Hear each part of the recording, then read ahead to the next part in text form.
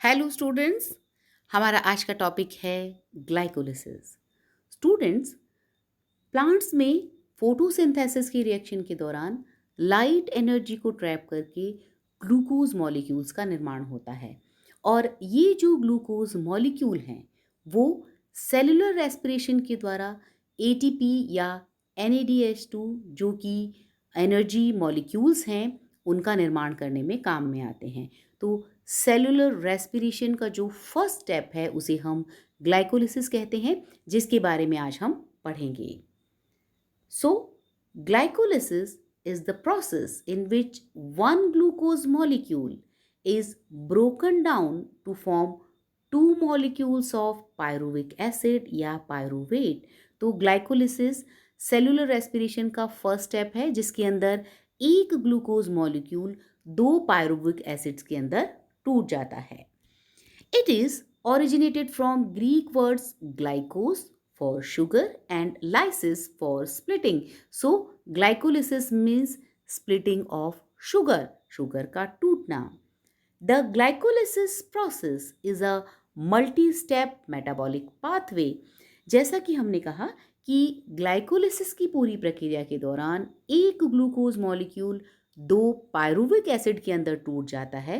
तो ये एक मल्टी स्टेप मेटाबॉलिक पाथवे है। मीन्स इसके अंदर बहुत सारे स्टेप्स होते हैं, बहुत सारी बायोकेमिकल रिएक्शंस होती हैं जिसके द्वारा एक ग्लूकोज मॉलिक्यूल से दो पायरुविक एसिड्स का निर्माण होता है।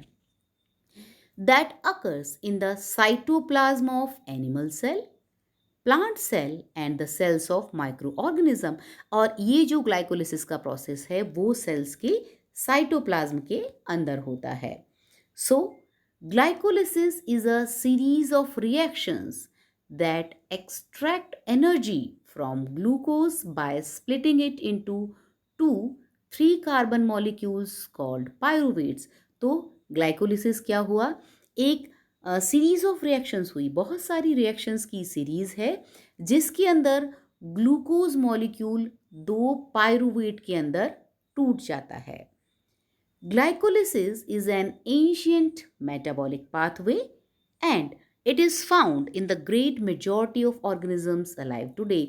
और जो ग्लाइकोलिसिस का प्रोसेस है ये बहुत पुराना है और जितने भी लिविंग ऑर्गेनिजम्स आज हम देखते हैं लगभग सभी के अंदर ग्लाइकोलिसिस का प्रोसेस होता है। In organisms that perform cellular respiration, glycolysis is the first stage of this process। और जिन भी ऑर्गेनिजम्स के अंदर सेलुलर रेस्पिरेशन देखने को मिलता है यानी कि कोशिकीय श्वसन, वहाँ पर ग्लाइकोलिसिस इसका फर्स्ट स्टेज है। However, glycolysis does not require oxygen and many anaerobic organisms that do not use oxygen also have this pathway। क्योंकि जैसा हमने कहा कि ग्लाइकोलिसिस का जो प्रोसेस है उसके अंदर ऑक्सीजन की रिक्वायरमेंट नहीं होती है, इसीलिए जो ग्लाइकोलिसिस का प्रोसेस है वो एनएरोबिक ऑर्गेनिजम्स में भी देखने को मिलता है। इन एरोबिक ऑर्गेनिजम्स, लेकिन जो एरोबिक ऑर्गेनिजम्स हैं जिनके अंदर ऑक्सीजन काम में आती है वहाँ पर glycolysis is the prelude to the citric acid cycle and the electron transport chain. वहाँ पर एरोबिक ऑर्गेनिजम्स के अंदर glycolysis citric acid cycle, TCA cycle या फिर क्रैब साइकिल और ETC साइकिल के पहले का स्टेप है, पहले का चरण है, which together release most of the energy contained in the glucose. तो जो ग्लूकोज के अंदर एनर्जी स्टोर होती है उसमें से ज़्यादातर एनर्जी को ATP के रूप में रिलीज करने का काम हमारे TCA साइकिल, क्रैब साइकिल या ETC साइकिल के अंदर होता है। और इसका पहले का जो स्टेप है या पहले का जो चरण है वो है हमारा glycolysis.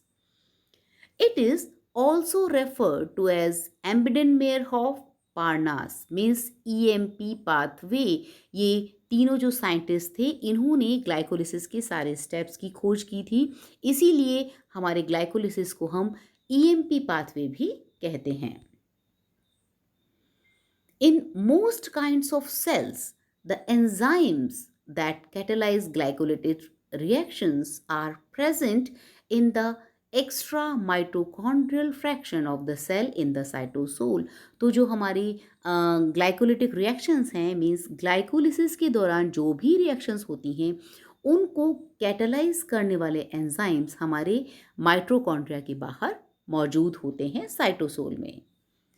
One common characteristic in all the enzymes involved in the glycolysis is that nearly all of them require magnesium ions। तो जो भी एंजाइम्स हमारे ग्लाइकोलिसिस की प्रक्रिया को कैटेलाइज करने का काम करते हैं उन सभी एंजाइम्स में मैग्नीशियम आयन रिक्वायर्ड होता है। The following are the enzymes that catalyze different steps throughout the process of glycolysis। तो जो ग्लाइकोलिसिस के अंदर बहुत सारे एंजाइम्स काम में आते हैं, सबसे पहले हम उनको देख लेते हैं। पहला है हेक्सोकाइनेज, दूसरा phosphoglucoisomerase, third phosphofructokinase, fourth aldolase, fifth phosphotriose isomerase, Sixth, glyceraldehyde 3-phosphate dehydrogenase. Seventh, phosphoglycerate kinase. Eighth, phosphoglycerate mutase. Ninth, enolase and 10th, pyruvate kinase। तो अलग अलग जो स्टेप्स हैं हमारे ग्लाइकोलिसिस के प्रोसेस में, उसमें ये सारे एंजाइम्स काम करते हैं उन सारी रिएक्शंस को कैटेलाइज करने का। Glycolysis consist of 10 steps. हमारा जो ग्लाइकोलिसिस का पूरा प्रोसेस है, मींस एक ग्लूकोज से 2 पायरुविक एसिड्स का बनना, ये जो रिएक्शंस हैं वो सारी की सारी 10 स्टेप्स में डिवाइडेड हैं और इनको हम 2 फेजेस में डिवाइड कर सकते हैं। पहला, an energy requiring phase, step 1 to 5। यहाँ पर जो पूरा ग्लाइकोलिसिस का प्रोसेस है 10 स्टेप्स में कंप्लीट होता है, जिसे हम 2 फेजेस में बांट सकते हैं। पहला फेज स्टेप 1 से लेकर 5 तक, जो कि एनर्जी रिक्वायरिंग फेज है। इसी तरीके से दूसरा phase followed by an energy releasing phase, जो कि एनर्जी रिलीजिंग फेज है वो है स्टेप 6 to 10। तो मीन्स 1 to 5 जो स्टेप्स होंगे उन सभी के अंदर एनर्जी रिक्वायर्ड होगी, एनर्जी काम में ली जाएगी, और जो 6 to 10 स्टेप हैं, जो एंड के स्टेप्स हैं, वहाँ पर एनर्जी रिलीज होगी। द 10 स्टेप्स ऑफ ग्लाइकोलिसिस अगर इन द फॉलोइंग सीक्वेंसेस। अब हम ग्लाइकोलिसिस की जो 10 स्टेप्स हैं उनको डिटेल में पढ़ेंगे। Step 1, a phosphate group is transferred from ATP to glucose. जैसा कि हमने कहा कि ग्लाइकोलिसिस का जो प्रोसेस है वो ग्लूकोज मॉलिक्यूल से शुरू होता है। तो सबसे पहले स्टेप में इस ग्लूकोज मॉलिक्यूल में एक फॉस्फेट जुड़ जाता है जो कि ATP से प्राप्त करते हैं। तो ग्लूकोज में जैसे ही फॉस्फेट जुड़ता है वो ग्लूकोज 6 फॉस्फेट के अंदर कन्वर्ट हो जाता है। Glucose 6 phosphate is more reactive than glucose, और जो ग्लूकोज 6 फॉस्फेट है वो ग्लूकोज के कंपैरिजन में ज़्यादा रिएक्टिव है। And the addition of the phosphate also traps glucose inside the cells, since glucose with the phosphate can not readily cross the membrane. तो इस तरीके से जो हमारा ग्लूकोज मॉलिक्यूल है वो ATP से एक फॉस्फेट प्राप्त करता है और ग्लूकोज 6 फॉस्फेट में कन्वर्ट हो जाता है। ये जो ग्लूकोज 6 फॉस्फेट है ये हमारे सेल के इनसाइड ट्रैप हो जाता है, क्योंकि जो ग्लूकोज 6 फॉस्फेट मॉलिक्यूल है वो मेम्ब्रेन को क्रॉस नहीं कर सकता है और ज़्यादा रिएक्टिव भी होता है। तो हमारे जो ग्लाइकोलिसिस के फर्स्ट स्टेप में एक ग्लूकोज मॉलिक्यूल ग्लूकोज 6 फॉस्फेट में कन्वर्ट हो गया, साथ ही साथ एक ATP काम में आई और एक ADP का निर्माण हो गया। ये प्रक्रिया हेक्सोकाइनेज एंजाइम्स की प्रेजेंस में होती है। तो इस तरीके से एक ग्लूकोज मॉलिक्यूल ग्लूकोज 6 फॉस्फेट के अंदर कन्वर्ट हो गया ATP से एक फॉस्फेट का मॉलिक्यूल लेकर के। Step 2, glucose 6-phosphate is converted into its isomer fructose 6-phosphate। यहाँ पर ग्लूकोज 6 फॉस्फेट है वो अपने आइसोमर फ्रक्टोज सिक्स फॉस्फेट के अंदर कन्वर्ट हो जाता है और इस रिएक्शन में फॉस्फोहेक्सोज आइसोमरेज एंजाइम इस रिएक्शन को कैटालाइज करने का काम करता है। स्टेप थ्री में a phosphate group is transferred from ATP. फिर एक एटीपी मॉलिक्यूल काम में आएगा और इस एटीपी से एक फॉस्फेट ग्रुप ले लिया जाएगा फ्रक्टोज 6 फॉस्फेट के द्वारा, प्रोड्यूसिंग 1,6 बिसफॉस्फेट। तो यहाँ पर जो हमारा फ्रक्टोज 1 फॉस्फेट है वो फ्रक्टोज 1,6 बिसफॉस्फेट के अंदर कन्वर्ट हो जाता है और यहाँ पर भी एक एटीपी मॉलिक्यूल काम में आता है और ये जो रिएक्शन है वो फॉस्फोफ्रक्टोकाइनेज एंजाइम्स की प्रेजेंस में होती है, which can be regulated to speed up or slow down the glycolysis pathway। यहाँ पर जो ग्लाइकोलिसिस की पूरी रिएक्शंस होती है इसके अंदर ये कुछ स्टेप्स हैं जो कि रेगुलेटरी स्टेप्स हैं। मींस जिस तरीके से हमारी आवश्यकता होती है उसके अकॉर्डिंग ही ये हमारी रिएक्शंस को स्पीड अप करते हैं, बढ़ाते हैं या रिएक्शन की स्पीड्स को कम करते हैं। तो इस तरीके से थर्ड स्टेप में फ्रक्टोज 6 फॉस्फेट से फ्रक्टोज 1,6 बिसफॉस्फेट बनता है फॉस्फोफ्रक्टोकाइनेज एंजाइम्स की प्रेजेंस में और साथ ही साथ एक एटीपी मॉलिक्यूल एडीपी में कन्वर्ट हो जाता है। तो इस तरीके से यहाँ पर अब तक 2 एटीपी मॉलिक्यूल्स का यूज हुआ ग्लाइकोलिसिस के प्रोसेस में। स्टेप 4, अब जो फ्रक्टोज 1,6 बिसफॉस्फेट है it splits to form 2-3 carbon sugars. अब यहाँ पर ये टूट जाता है, 6 कार्बन का है ये फ्रक्टोज हमारा। अब ये 3 कार्बन के 2 मॉलिक्यूल्स ग्लिसरैल्डिहाइड 3 फॉस्फेट और डाईहाइड्रोक्सी एसीटोन फॉस्फेट के अंदर टूट जाता है। तो यहाँ पर 2 मॉलिक्यूल बनेंगे, दोनों 3 कार्बन वाले होंगे, एक DHAP और दूसरा glyceraldehyde 3 phosphate. They are isomers of each other, ये दोनों एक दूसरे के आइसोमर्स हैं। But only one glyceraldehyde 3 phosphate can directly continue through the next steps of glycolysis. लेकिन इन दोनों में से सिर्फ जो हमारा ग्लिसरैल्डिहाइड 3 फॉस्फेट है वही ग्लाइकोलिसिस के अगले स्टेप में पहुंच पाता है। तो इस तरीके से हमारा जो फ्रक्टोज 1,6 फॉस्फेट है 2-3 कार्बन वाले मॉलिक्यूल बनाता है ग्लिसरैल्डिहाइड 3 फॉस्फेट और DHAP यानी कि डाईहाइड्रोक्सी एसीटोन फॉस्फेट। अब ये हुआ हमारा स्टेप 4। अब स्टेप 5 में ये जो DHAP है it is converted into glyceraldehyde 3 phosphate. जैसा कि हमने कहा कि ग्लाइकोलिसिस का जो नेक्स्ट स्टेप है वहाँ पर सिर्फ ग्लिसरैल्डिहाइड 3 फॉस्फेट ही काम में आते हैं, इसीलिए नेक्स्ट स्टेप में जो भी DHAP बनते हैं वो ग्लिसरैल्डिहाइड 3 फॉस्फेट के अंदर कन्वर्ट हो जाते हैं। The two molecules exist in equilibrium, but the equilibrium is pulled strongly downwards as glyceraldehyde 3 phosphate is used up। क्योंकि ये एक दूसरे के आइसोमर्स हैं तो यहाँ पर हमारे जो ग्लिसरैल्डिहाइड 3 फॉस्फेट हैं यही अगले स्टेप तक पहुँचते हैं, इसीलिए सारे DHAP जो मॉलिक्यूल हैं वो ग्लिसरैल्डिहाइड 3 फॉस्फेट के अंदर कन्वर्ट हो जाते हैं। मीन्स अल्टीमेटली हमारे एक ग्लूकोज से 2 ग्लिसरैल्डिहाइड फॉस्फेट्स का निर्माण होता है जो ग्लाइकोलिसिस के बाद के चरण में एंटर करते हैं।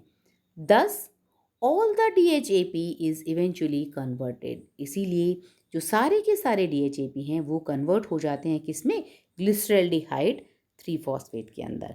तो इस तरीके से हमारे स्टेप 5 में ग्लूकोज के एक मॉलिक्यूल से 2 ग्लिसरैल्डिहाइड फॉस्फेट के मॉलिक्यूल बनते हैं। अब ये जो 5 स्टेप्स थे इनके अंदर ATP मॉलिक्यूल्स काम में आए, तो ये सारे जो स्टेप्स हैं वो एनर्जी रिक्वायरिंग फेज़ के हैं।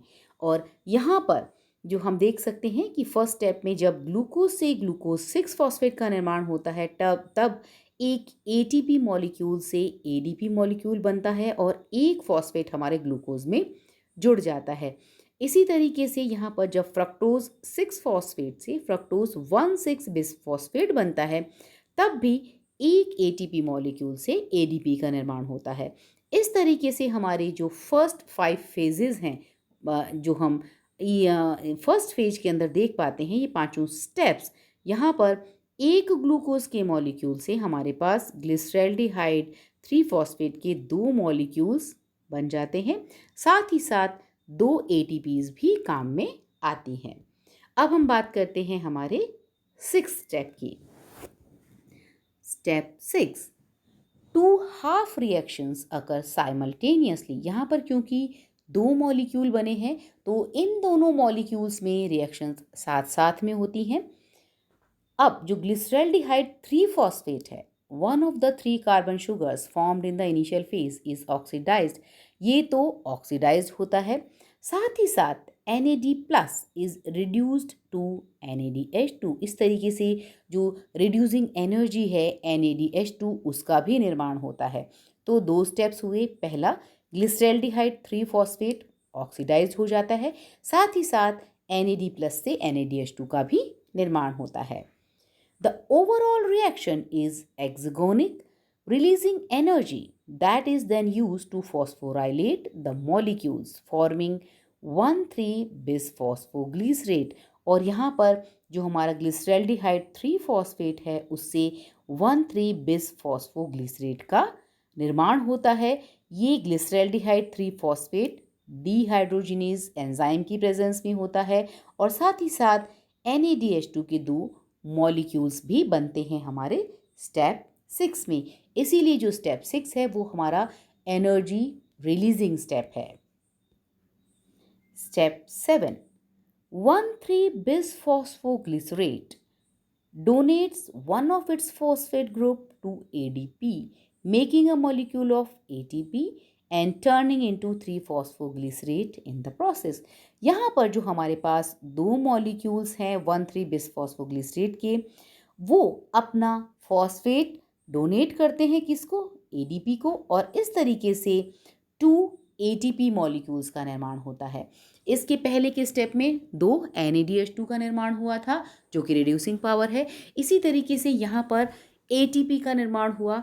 तो ये दोनों स्टेप्स हमारे एनर्जी रिलीजिंग स्टेप्स हुए, और बिसफॉस्फोग्लिसरेट है वो हमारा 3-फॉस्फोग्लिसरेट के अंदर कन्वर्ट हो जाता है। तो ये जो फॉस्फेट है वो ATP में के निर्माण में काम में आ जाता है, और हमारे पास 3-फॉस्फोग्लिसरेट मॉलिक्यूल के 2 मॉलिक्यूल बनते हैं। अब हम बात करते हैं स्टेप 8 की। स्टेप 8 में 3-phosphoglycerate is converted into its isomer 2-phosphoglycerate। अब जो 2 मॉलिक्यूल्स हैं हमारे पास 3-phosphoglycerate के, ये अपने आइसोमर 2-phosphoglycerate में कन्वर्ट हो जाते हैं फॉस्फोग्लिसरेट म्यूटेज एंजाइम की प्रेजेंस में। तो यहाँ पर ये अपने आइसोमर 2-phosphoglycerate में कन्वर्ट हो गए। यहाँ से जो फॉस्फेट ग्रुप है 1 कार्बन से हट करके 2nd कार्बन पे आ गया है, इसीलिए 2-phosphoglycerate। ये तो हुआ हमारा step 8। Step 9, 2-phosphoglycerate loses a molecule of water। अब यहाँ पर जो 2-phosphoglycerate है ये एक वाटर मॉलिक्यूल लूज करता है, जिससे कि पैप यानी कि फॉस्फोइनोल पायरुवेट का निर्माण होता है। PAP is an unstable molecule poised to lose its phosphate group in the final step of glycolysis। तो जैसा कि हमने देखा कि 9th स्टेप में 2-phosphoglycerate जो मॉलिक्यूल है वो एक वाटर मॉलिक्यूल को लूज करता है और पैप यानी कि फॉस्फोइनोल पायरुवेट के अंदर कन्वर्ट हो जाता है, जो कि हाईली अनस्टेबल है। अब स्टेप 10 के अंदर जो फॉस्फोइनोल पायरुवेट है readily donate its phosphate group to ADP। ये फिर ADP को अपना फॉस्फेट देता है। इस तरीके से 2 पैरेलल मॉलिक्यूल्स चल रहे हैं, तो 2 ADP से 2 ATP का निर्माण होता है। And the end product of glycolysis pyruvate is formed. तो 2-phosphonol पायरुवेट से 2 तो ATP मॉलिक्यूल्स का निर्माण हुआ, साथ ही साथ पायरुवेट काइनेज की प्रेजेंस में 2 मॉलिक्यूल्स ऑफ पायरुवेट भी बने, जो कि हमारे ग्लाइकोलिसिस का एंड प्रोडक्ट है। तो इस तरीके से हमारी जो पूरी रिएक्शंस है उसमें एंड के जो 5 स्टेप्स हैं 6 to 10 वो हमारे एनर्जी रिलीजिंग फेज़ के स्टेप्स हैं और ये दो मॉलिक्यूल साथ साथ काम कर रहे हैं। इसके अंदर जो 6 स्टेप है वहाँ पर NADH से NADH2 का निर्माण हुआ। साथ ही साथ 7th स्टेप में ATP से ADP का निर्माण होता है, तो यहाँ पर दो मॉलिक्यूल्स बनते हैं ATP के। इसी तरीके से 10th स्टेप में भी ADP से ATP के दो मॉलिक्यूल्स बनते हैं। तो अगर हम सारे के सारे जो 10 स्टेप्स हैं उनको कंबाइंड रूप में देखें तो जो फर्स्ट 5 स्टेप्स हैं वो तो सारे के सारे एनर्जी कंज्यूमिंग या रिक्वायरिंग स्टेप्स हैं।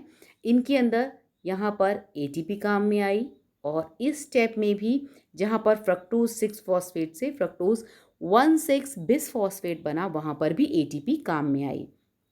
तो दो ATP मॉलिक्यूल्स काम में लिए गए फर्स्ट स्टेप्स के अंदर, लेकिन बाद में 6 स्टेप के अंदर NADH2 रिड्यूसिंग पावर का निर्माण हुआ। साथ ही साथ 7th स्टेप में दो ATP के मॉलिक्यूल, साथ ही साथ 10th स्टेप में भी दो ATP के मॉलिक्यूल्स का निर्माण हुआ। तो ओवरऑल अगर हम देखें तो 4 ATP मॉलिक्यूल्स और दो NADH2 का निर्माण हुआ और दो ATP कंज्यूम हुए। तो इस तरीके से हमारी ग्लाइकोलिसिस के प्रोसेस के अंदर हमें फाइनली दो ATP, दो NADH और दो पायरुविक एसिड के मॉलिक्यूल्स मिलते हैं एक ग्लूकोज से। अब इस रिएक्शन को अगर हम इस तरीके से लिखना चाहें तो यहाँ पर सिंपल समझाया गया है कि एक ग्लूकोज मॉलिक्यूल से सबसे पहले ATP से फॉस्फेट ग्रुप लेकर के ग्लूकोज 6 फॉस्फेट बनता है। ये ग्लूकोज 6 फॉस्फेट अपने आइसोमर फ्रक्टोज 6 फॉस्फेट में कन्वर्ट होता है। फिर ATP मॉलिक्यूल काम में आते हैं और ये फ्रक्टोज बिसफॉस्फेट बनाता है और फिर ये 3 कार्बन वाले GLAP और DHAP में कन्वर्ट हो जाता है और नेक्स्ट स्टेप में यहाँ पर NADH2 का निर्माण होता है। साथ ही साथ दो स्टेप्स में ADP से ATP के 4 मॉलिक्यूल बनते हैं और फाइनली दो पायरुवेट के मॉलिक्यूल्स हमें ग्लाइकोलिसिस के पूरे प्रोसेस में प्राप्त होते हैं। अब अगर हम बात करें रिजल्ट ऑफ ग्लाइकोलिसिस तो the overall process of glycolysis results in the following events. First, glucose is oxidised into pyruvate. Second, NAD is reduced to NADH। इस तरीके से हमें ग्लूकोज से दो तो पायरुवेट के मॉलिक्यूल मिले जो ग्लूकोज के ऑक्सीडाइज्ड होने से प्राप्त होते हैं। साथ ही साथ NAD प्लस रिड्यूस होकर के NADH2 का निर्माण करता है तो NADH2 के दो मॉलिक्यूल मिलते हैं और ADP is phosphorylated into ATP और ATP के भी दो मॉलिक्यूल्स ग्लाइकोलिसिस के एंड में प्राप्त होते हैं। अब जैसा कि हमने देखा कि ग्लूकोज के अंदर हमें पायरुविक एसिड या पायरुवेट के दो मॉलिक्यूल्स प्राप्त हुए। अब ये जो प्रोसेस है ग्लाइकोलिसिस का किसी भी लिविंग ऑर्गेनिज्म में जिसके अंदर सेलुलर रेस्पिरेशन पाया जाता है उसके अंदर कॉमन होते हैं, लेकिन अब इस स्टेप के बाद जो सेलुलर रेस्पिरेशन का प्रोसेस है वो अलग अलग ऑर्गेनिजम्स में अलग अलग होता है। उससे ही पायरुवेट का फेट या भविष्य निर्धारित होता है। अब अगर ये जो पायरुवेट के मॉलिक्यूल्स हैं फर्मेंटेशन के प्रोसेस में जाएं तो उनसे दो इथेनॉल और दो कार्बन डाइऑक्साइड के मॉलिक्यूल मिलेंगे। इसी तरीके से अगर एनारोबिक कंडीशंस में ये जाते हैं तो वहाँ पर 2 लैक्टेट के मॉलिक्यूल बनेंगे। लेकिन अगर ये दो पायरुवेट एरोबिक कंडीशन में एंटर करते हैं तो वहाँ पर 2 एसिटाइल कोएंजाइम ए का निर्माण होता है जो कि सिट्रिक एसिड साइकिल या क्रैब साइकिल में एंटर करते हैं और ये जो क्रैब साइकिल है वो ETC के साथ मिलकर के बहुत सारे ATPs का निर्माण करती हैं जो कि हमारे सेलुलर रेस्पिरेशन का मेन एम है। तो इस तरीके से ग्लाइकोलिसिस के प्रोसेस में ग्लूकोज से जो पायरुवेट मॉलिक्यूल्स बनते हैं उसका भविष्य निर्धारित होता है कि ये किस प्रकार के ऑर्गेनिजम्स में ये ग्लाइकोलिसिस की प्रक्रिया हो रही है। सो स्टूडेंट्स, आज हमने बात की कि ग्लाइकोलिसिस क्या है, ग्लाइकोलिसिस के जो एंजाइम्स हैं इस प्रक्रिया में जो भाग लेते हैं वो एंजाइम्स कौन कौन से हैं और किन स्टेप्स के द्वारा ग्लाइकोलिसिस में ग्लूकोज से पायरूवेट का निर्माण होता है और जो पायरूवेट बनते हैं उनका भविष्य क्या है। So this is all about today's lecture. Thank you.